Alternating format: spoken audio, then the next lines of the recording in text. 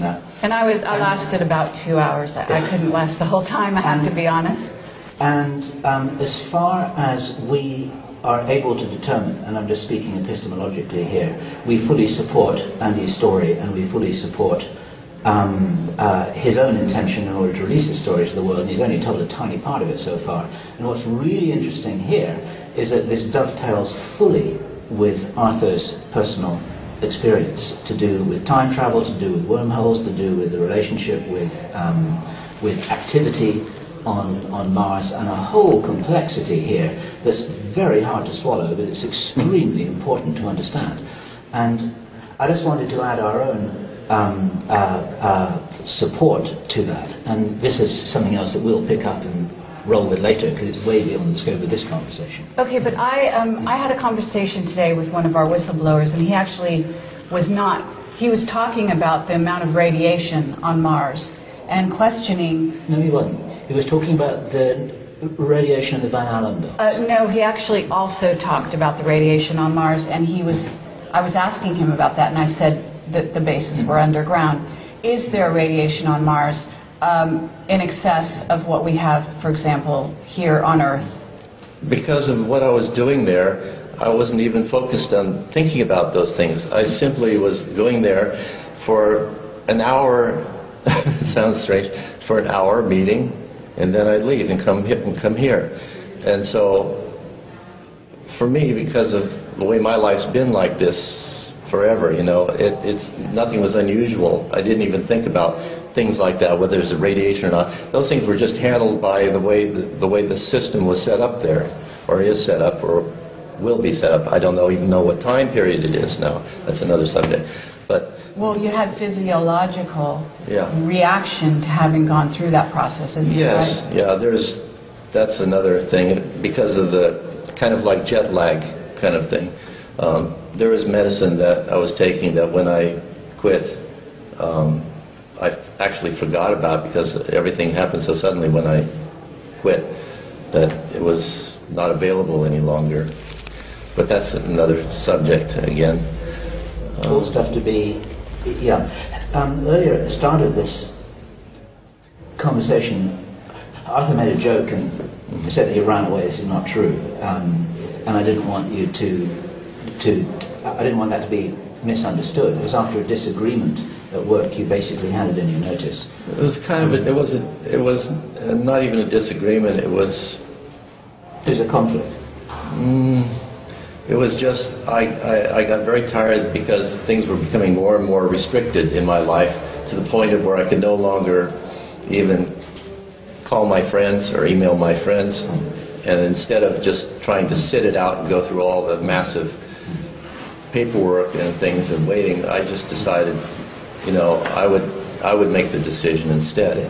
Basically, it was a relatively sudden departure, very sudden, rather than being gradually rooted out, and that involved your suddenly not taking any more a particular medication, which I forgot about, because I just I literally left everything behind in my home and just went to another country. But what I'm stating here is that the medication that you took was something called Lorenzil, which, if you suddenly withdraw from that, that the effects that Lorenzil is designed to ameliorate is something that's called transdimensional disorder. Well, this is what I understand from someone else that I didn't know about. So okay, and this is all got to. I mean, this is another thing that's beyond the scope of this conversation. It's got to do with the zero-time reference and things that Peter Moon's talked about in his first Montauk books and so on and so forth.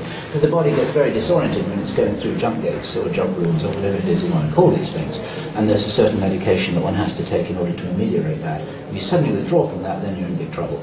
And this is one of the things that you're up against. Right, and I think that at another point we can talk in more depth about that. But for the purposes of this conversation, to kind of return to we're really talking about the future of humanity and our interaction with, well, certainly Anunnaki on Mars, but we had a statement that was made which said,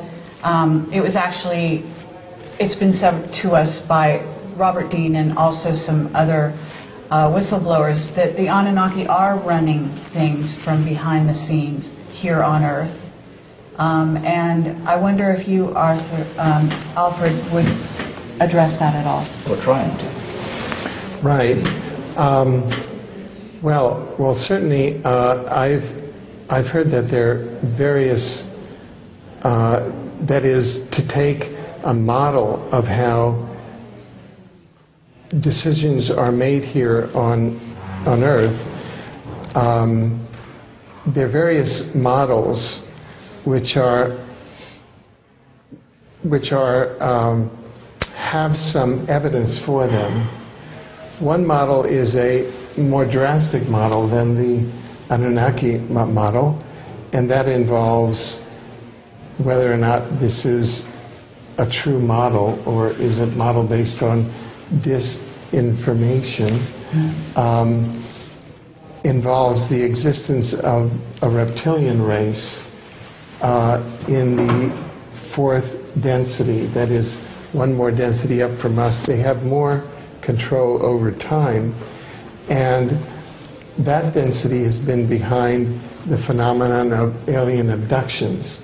Now, there are researchers like Dr. Stephen Greer who believe that all abductions, the Roper poll shows that about 2% of the U.S. population, or about 6 million people, have been abducted, which is a substantial number of people. And there are researchers like Dr. Stephen Greer who believes that all of the abductions are psyops and are essentially done by elements of the U.S. government, a psychological warfare both against the human population and against the ethical extraterrestrial population to stigmatize them.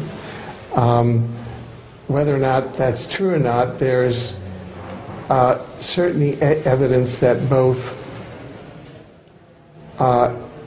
small gray-looking beings and reptilian beings have been engaged in extraterrestrial abductions of this substantial number of people with a high strangeness thing. So,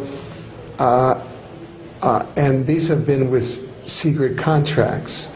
So, but the fourth dimensional aspect, yes, which is the interdimensional quality, yes, of this interaction and the fact of these beings is a little different, I would say, than what we interact with in terms of the Anunnaki. Yes, in theory, anyway. Yeah. This is a different sort. We've got 1 second of interaction. We've got to stop. How much? Got to wrap. What do we got? 1 minute. Okay. Then let's do some sort of a summation, and like you to handle that if you wouldn't mind. Okay. Well, first of all, I think that we've established that the release of secrecy, we know empirically from yesterday, is a great consciousness-raising event, and it will be the deconstruction of secrecy with these great cosmic cycles that will mediate a positive human future. That's a natural, almost natural event. Yeah. Alfred, thank you so much for spending your time with us. We'll continue this conversation later. And we have to come to an end here because we've got no more digits. And Kerry, thank you too. Yeah, absolutely. Thank you so much. This has been a fun but enlightening event we've got going here, and we're going to continue this conversation for years to come, I'm sure.